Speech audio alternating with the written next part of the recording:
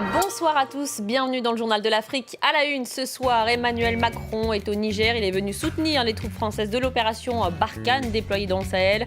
Un voyage pour rappeler la priorité de la France de lutter contre le terrorisme.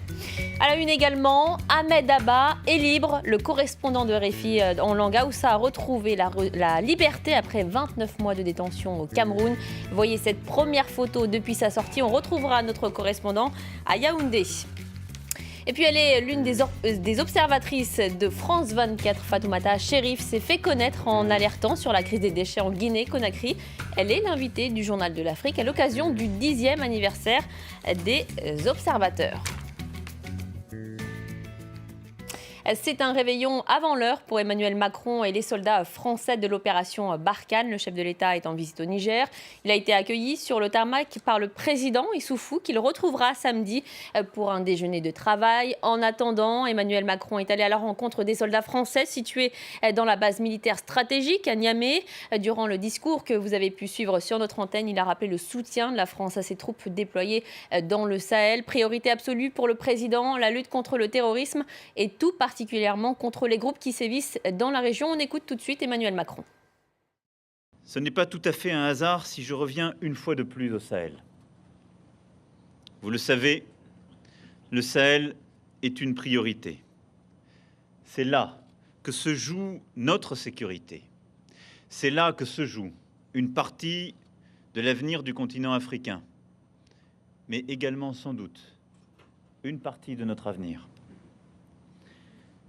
Nous ne devons pas laisser le Sahel aux organisations terroristes que nous sommes en train, en ce moment même, de défaire au Levant. On retrouve notre envoyé spécial sur place à Niamey, Chona Batacharia. Chona, le ton est plutôt grave et assez solennel. Emmanuel Macron a rappelé la détermination et l'engagement de la France à lutter avec les pays de la région contre le terrorisme. C'est ça, en fait, fin d'année 2017, le président de la République a tenu à souhaiter un joyeux Noël en personne aux troupes de l'opération Barkhane, basées ici à Niamey. Ils sont quelques 500 hommes et femmes sur les 4000 au total dans la région. Il a salué la force et le courage de ces soldats. Il a également rendu hommage aux 2 soldats morts pour l'opération Barkhane en 2017. Il a également parlé de la menace terroriste qui, selon lui, est contenue, affaiblie et divisée dans la région grâce au triptyque dont il a parlé, donc l'opération Barkhane d'un côté, le G5 Sahel de l'autre et encore la MINUSMA. Alors, le président de la République a également souligné l'importance de la mise en œuvre des accords d'Alger qui appelle à la réunification politique et militaire du Mali, mais il y a encore beaucoup de chemin à faire. Il y a encore 3 théâtres d'opération en particulier où les forces djihadistes continuent à semer la terreur. Chona, il a aussi souligné la reconnaissance de la France à ses troupes en cette période de fin d'année. Emmanuel Macron va d'ailleurs passer un Noël un peu en avance avec les militaires français.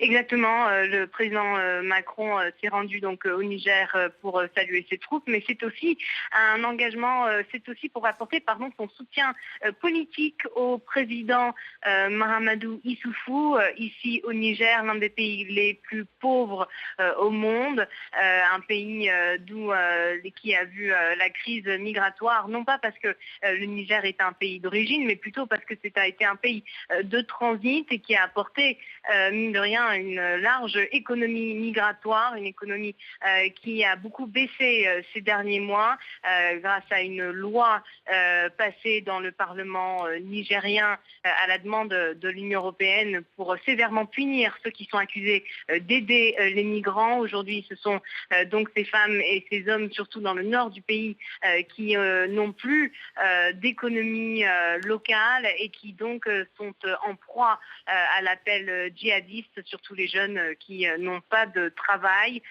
Emmanuel Macron qui verra demain au palais présidentiel à Niamey le président Issoufou pour un déjeuner de travail suivi d'une conférence de presse. Là, les deux présidents vont parler surtout développement, car le développement de la région est une des priorités pour bien sûr l'Afrique de l'Ouest, mais aussi pour la France. Merci beaucoup, Shona. Vous êtes à Niamey avec Gary Chimel Bauer. À la une également, je vous le disais en titre, cette bonne nouvelle du Cameroun et cette photo, celui du tout premier sourire d'Abed Abba, notre confrère de RFI, est libre. Le correspondant en langue Hausa a été libéré après 29 mois de prison. Durant toute sa détention, il n'a cessé de clamer son innocence. On retrouve tout de suite notre correspondant Marcel Amoko à Yaoundé. Marcel, vous avez vu Ahmed Abba à sa sortie. Dans quel état d'esprit se trouve-t-il ?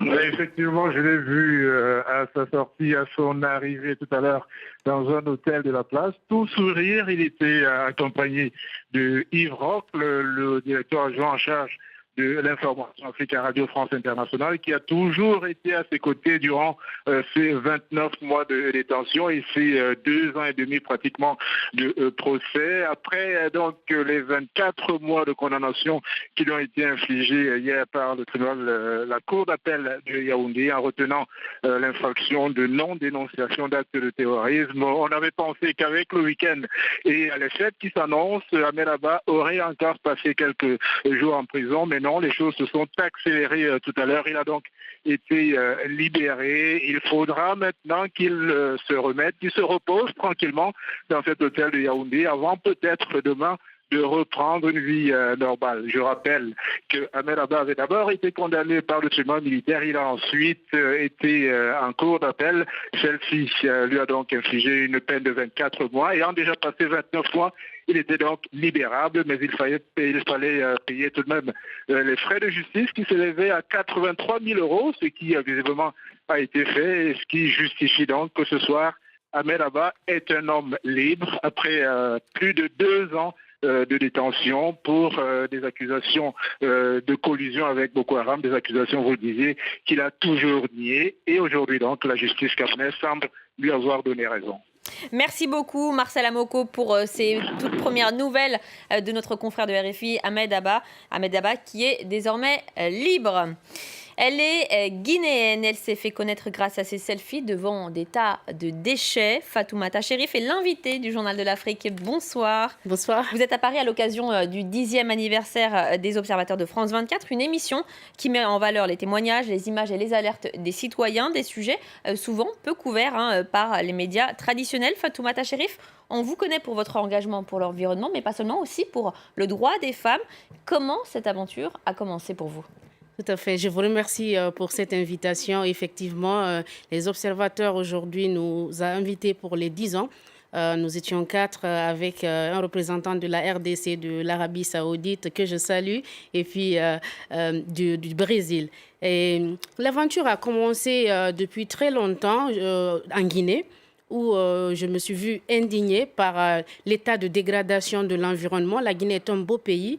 Nous sommes château d'eau de l'Afrique. Je ne peux pas tout vous décrire, toutes les réserves qu'on a. Et cet environnement se voyait non seulement dégradé par des constructions anarchiques, mais par l'exploitation minière anarchique, mais aussi par l'obstruction de nos bordures de mer. En plus, par l'insalubrité. Et là, je me suis dit qu'il fallait dénoncer cela, alerter le citoyen, parce qu'on avait l'impression qu'il s'était habitué à voir les déchets un peu partout. Je me suis dit qu'en utilisant cet outil qui est le téléphone portable, que tout le monde a, tout le monde est connecté aujourd'hui avec les smartphones, je peux procéder au changement de mentalité, conscientiser, alerter, faire du plaidoyer, de la sensibilisation. C'est comme ça que l'aventure a commencé avec Selfie Déchets. On a vu cette image de la plage polluée que vous avez postée.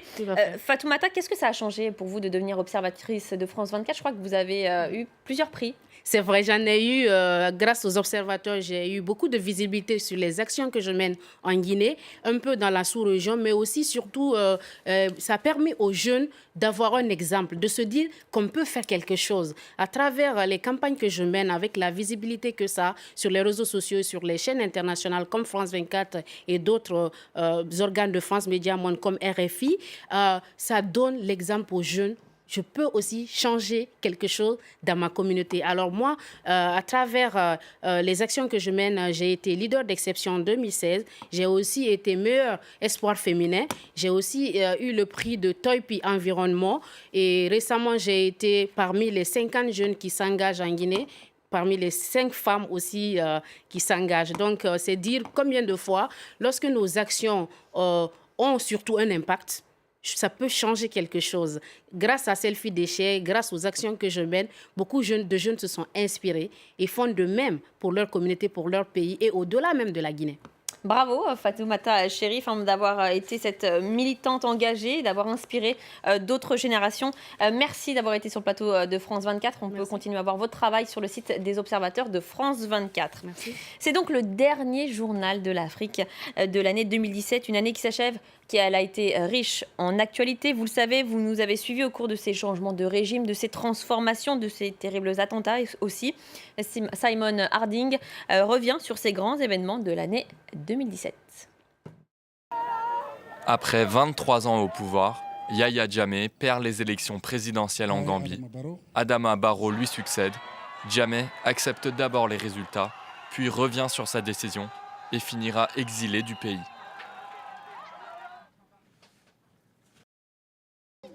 Six semaines plus tard, en Afrique de l'Est, les Nations Unies déclarent que la crise au Soudan est maintenant la crise la plus importante du continent.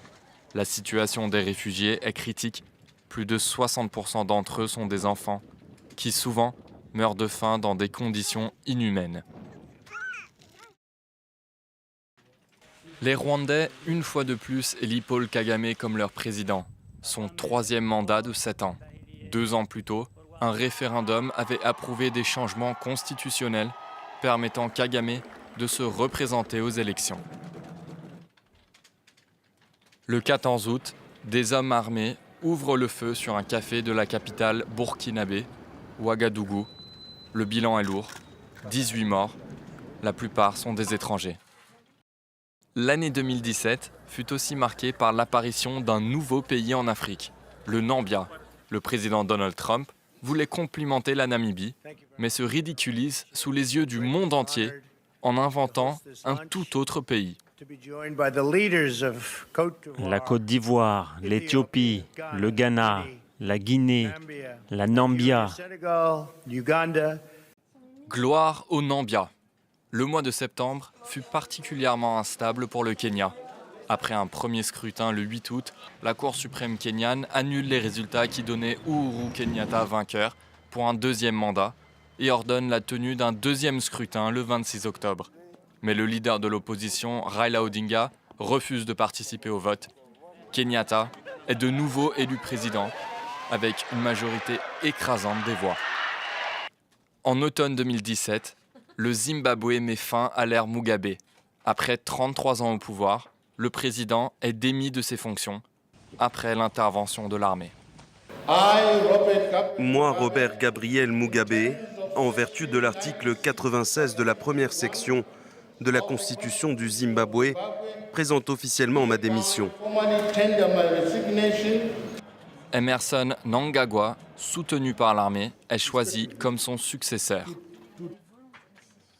Le mois de décembre marque le déclin d'un autre leader politique, Jacob Zuma, président de l'Afrique du Sud.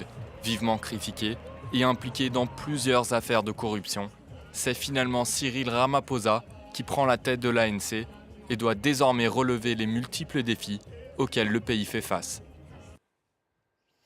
2017 a été une année riche en émotions, marquée pour nous par la disparition de notre très cher Jean-Karim Fall. Il nous a brutalement quittés le 26 mai dernier alors qu'il couvrait le sommet du G7 en Italie.